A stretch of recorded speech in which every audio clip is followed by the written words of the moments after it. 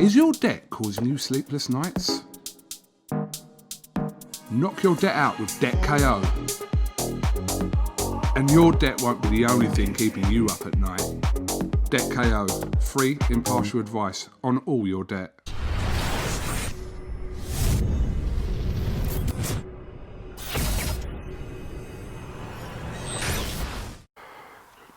This is Kugan Cassius for IFL TV in association with MTK Global on the phone. Don't know where he is, but I have promoter Eddie Hearn. Eddie, how are you? I'm good. I'm sorry we can't do the video, but I'm just I'm driving back from my old man's house after watching the boxing. So I thought we'd do a bit rather than not do a bit. But no, my ugly mug won't be on the camera. That's all right. This is the next best alternative. Right, only one place to start. Edward, can you please explain to me what just happened in that main event there? Because I'm just baffled. I mean, look, you know, I'll back my guys till the hills come home, you know, or whatever the expression is. But it was just the strangest thing because I had Vasquez winning the fight, you know, comfortably. And it was so weird because, you know, Ritson's corner felt like they'd won the fight comfortably. And I was sort of hearing him. It's a bit like, you know, you hear what Matt Macklin saying, you know, I feel like Vasquez has won this fight, but then you listen to Ritson's corner and you think, well, maybe I saw a different fight, you know? Like they were so sure that there was no urgency from the Ritson corner throughout the whole fight. And I was thinking, come on, you know, you got to stick it on him here. You're behind. And when I said to my old man, I got a funny feeling this might be a split, you know. And when it was a split, I thought, wow. But then when they gave it to Lewis Ritson, and like I said, listen, I love Lewis Ritson to bits, and it was an awkward fight for him. And he, you know, I know you could always say, yeah, but he was the aggressor, or he was taking on the gloves. But you just can't. I can't see a way that Miguel Vasquez didn't win that fight, you know. And 117, 111 is an absolute disgrace. yeah, It's a disgrace. I mean that was Terry O'Connor's card. That was, wasn't it? Yeah, it's listen, again, sometimes, you know, in a fight, you judge what you like. You know, could you have said it was a close fight, a draw? For me, I don't think so. But 117, 111 to Lewis Ritson was a disgrace of a card. It's the only way to say it. And it's terrible for the sport, you know, because it pisses me off because we've had an unbelievable show tonight, you know, really good show. And the only thing that will be talked about is, one, the decision, but mostly that scorecard. And we've got to do something about it. Yeah, what can be done about it, Eddie? Because Well, listen, as you know, I look at my social media, and you know, it's the usual thing, isn't it? Eddie Hearn, you've got to sort these judges out. We don't select the judges. We don't choose judges. We don't vet judges. We have a governing body. We have a commission for that. It's called the British Boxing Board of Control. And you know, I like Terry O'Connor. He's a lovely guy, but it's just too much inconsistency. There's another card tonight. I can't remember what the scorecard was. I believe it was Terry O'Connor again. You know, and it's just, you can't, again, it's difficult because Lewis is our guy, right? And, you know, but I can't sit here and, I know that sometimes I'll, you know, back our guys, but this is just something that people will lose interest in the sport if we don't get better at this. You know? And again, like, it's not like it was 115, 114, and, you know, even then it's hard to justify. But 117, 111, you got him winning by 6 rounds. Right? I mean, so I just, you know, you got it 9-3. You gave Vasquez 3 rounds in that fight. It's just, you know, it's not good for the sport at all. And we've seen it too many times, you know, and it's not even, people just presume that it, you know, benefits matchroom fighters. It doesn't. I've seen scores go against my guys plenty of time. But of course, generally, the support will come for the home fighter. But it's just, you know, it's a shocker because I just couldn't really make out what was going on. You know, even before the scorecards, you know, with the Ritson corner and, you know, they just, Neil Fannin said I couldn't give him hardly any rounds. Vasquez. So Neil Fannin saw the fight the same as Terry O'Connor. I don't think anyone else did. Didn't DAZN have Ritson winning as well? Yeah. Nick Hawley and Alex Arthur had him winning. And I saw that, and I was like, I don't know. I mean, I know boxing's subjective, but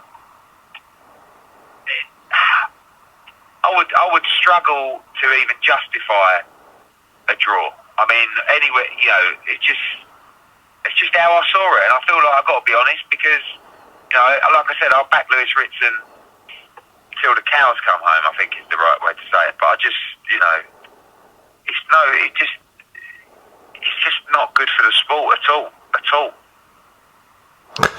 Just listen, it's not Lewis Ritson's fault, obviously. Listen, he's not judging, but listen, I don't think he boxed very well at all. But he tried his nuts off, and he was under instructions from the corner, and the corner felt that he was winning the fight comfortably at all times. Like, I'm listening to the corner, thinking, you've got to tell him to start. Matt Macklin's commentary was perfect. You have to start throwing when he throws. His feet are too quick for you. You've got to try and slow him down. He could have gone for 20 rounds like that. But, you know, I mean, how many rounds did I give Lewis Ritson? I don't know. 4? Something like that? Probably to the end he nicked a few. I don't know, could you give him 5? But, you know, it's... Ed, has tonight shown you with Ritson's performance he's a little bit way off someone like Regis Prograis? Yeah, but I think, you know, look, styles make fights, and I think too many people, I start looking on Twitter in the 10th and 11th round, oh, this was a bad style for Ritson, oh, no one said that before. You know, Vasquez was an 8-1 underdog or something in the fight. If you're going to be talking about Prograis and those kind of guys, you've got to be beating people like Vasquez. You know, and you've got to beat him in style. So Josh Taylor's a very, very good fighter, obviously. Stopped him in 9 rounds. What was that? 3 years ago, something like that, you know? So, but Vasquez is very good. We knew that. But I didn't, you know, there wasn't enough urgency for me from Ritson. And now you know why, because his team felt that he was in control of the fight. But I don't think many other people did. Okay. All right, let's come away from there because I know obviously we're a little bit pushed on time. Eddie, I mean, tonight was just it was the night of the underdog, wasn't it? It was just. It was, but it was brilliant. You know, it was brilliant. I mean, so many great stories. That's why it's frustrating. You get a scorecard, you know, a score, but particularly a scorecard like that. You know, that everybody talks about, because I thought Mark Leach's performance was fantastic. You know, huge upset win for him there. Obviously, Ryan and Charlton knocking out Joe Laws, big win for him. Kane Baker was just a beautiful moment. You know, I thought Ellie Scotney was sensational. I thought Thomas Asomba was sensational. And I thought Thomas Patrick Ward was probably lucky to get a draw there, although that was close. You know, but it was just a great night of action. You know, we had a delay, unfortunately, because both ambulances had to go to the hospital, so we had to wait for them to return. So we're a little bit late, but, you know, it's just a night of talking points. But, you know, again, I just feel like we're not doing ourselves any favours, the sport of boxing, when we get cards like that. So, you know, we've got to try and improve and see if we can find a way to make the scoring more consistent. But a great night, all in all. You know, a great night of action. Will you speak to Robert Smith and the board over this, Eddie? I think I will, actually. I mean, I don't like to... You know, it's their job, Coop, do you know what I mean? So, at the end of the day, these are the people that are involved with running the sport of boxing in this country. So, I don't think that it's necessarily right for promoters to start having a say or control in the board making decisions. Does that make sense? Because it almost gives us too much power. You know, we're independent, and although everyone thinks I choose the judges, I employ the judges, blah blah, you know the crack. And I think the two should be very separate in terms of the promoters and the board. But I think that Robert Smith, who knows boxing inside out, and certainly will feel the response of that. I mean, look, Miguel Vasquez was robbed against O'Hara Davis.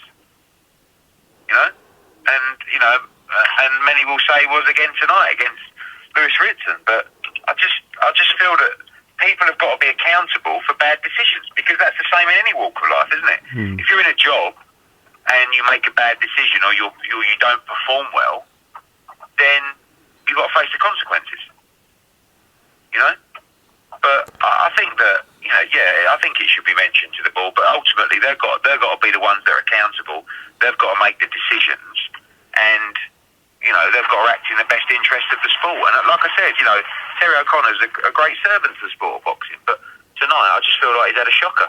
Door is open. Are you going to match Tony Bellew and O'Hara Davis? Oh, mate, he's on one, and O'Hara does his thing. He's out there trying to make a name for himself, and he doesn't seem to like me, but I've got no problem with O'Hara. Quite enjoyed his company, but he's got a lot to say. It is what it is. What was your Twitter? I don't think it was a spat with Gallagher and Steffi Ball was involved. Well, just because Joe comes out and says, "Oh, you said you was going to give Natasha Jonas a rematch." Natasha Jonas, as Joe knows, Terry Harper was ordered to fight her mandatory Sanders by the WBC. And we offered Terry Harper a fight with Hamadushi for more money than she got to fight Harper, with a rematch with Harper after that in a unification match for, I think, more than double than she got in the first fight against Harper. We also offered her the Heather Hardy fight, which she didn't want. It's not, by the way, it's not Natasha, it's Joe. And MTK were fully on board with our proposals. But it just gets on your nerves, because it's like, there were so many different variations and ways for her to box on November the 14th, and they were just turned down. And then when they're turned down, it's like, oh, when's she going to box? When's this? It's like, are we having separate conversations here? So I can't be asked to have arguments on Twitter. You either want to do business and get your fighters out in these times. It ain't easy right now. So you've got to take these opportunities when they come. And if you're offered an opportunity, you should take it. I know the deal's got to be fair. But when everybody feels that the deal's fair, including your management team, apart from you, it should be telling you something. So, it is what it is. Sometimes the fight, I don't blame Tash. I don't think Tash knows necessarily what's even going on. But, it's frustrating, because the November 14th card was always supposed to be Natasha Jonas on there. So, and they didn't want to fight. They didn't feel there was one of the options that we provided were good enough for them. And we felt it was, and MTK felt it was as well. Just coming back to guys like Mark Leach, Ryland Charlton, Kane Baker. Are you going to work with these guys again, Eddie? Yeah, 100%. Kane Baker, fantastic. Look, I like seeing people smile. I like seeing people achieve something against the odds. I like seeing people, just feel like they've achieved their dreams. And you saw that with Kane Baker, and I was welling up myself. Me and my old man were sitting there just like, it was brilliant. And Ryland Charlton, good fighter, strong boy. And Joe Laws will be back as well. But don't worry, in this game, don't worry about the defeat so much. You don't lose, you learn. And you got to come back, and you got to be. If you lose, you ain't good enough. That's all. You got to accept it, improve, and come back. And it's great to give these people opportunities at short notice. It's a message to all fighters: be ready. Be ready at all times. Eddie, just quickly, you obviously announced AJ Pulev for the 12th of December as expected. It does wind up at the O2. How confident or not confident that we will see some fans there? Well, we'll do absolutely everything we can. We're in talks with everybody to try and make it happen. You see, these shows with no crowd, they're dangerous. They're dangerous. So Ritson might have been a bit flat tonight. Joe Laws, who knows? Would it have made a difference for Dillian White? Will it make a difference in 2 weeks' time for Usyk Chisora? How will it affect AJ? We want these crowds back, and we'll be doing everything we can to make sure there's crowds back at the O2 on December 12th. Who's penciled in for the undercard of that right now? Lawrence Okoli against Glowacki for the world title. Yep.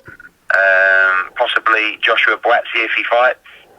A couple of heavyweight fights as well. There's a lot of plans. It's going to be a big, big show. Okay, no problem. So all eyes now on October 31st.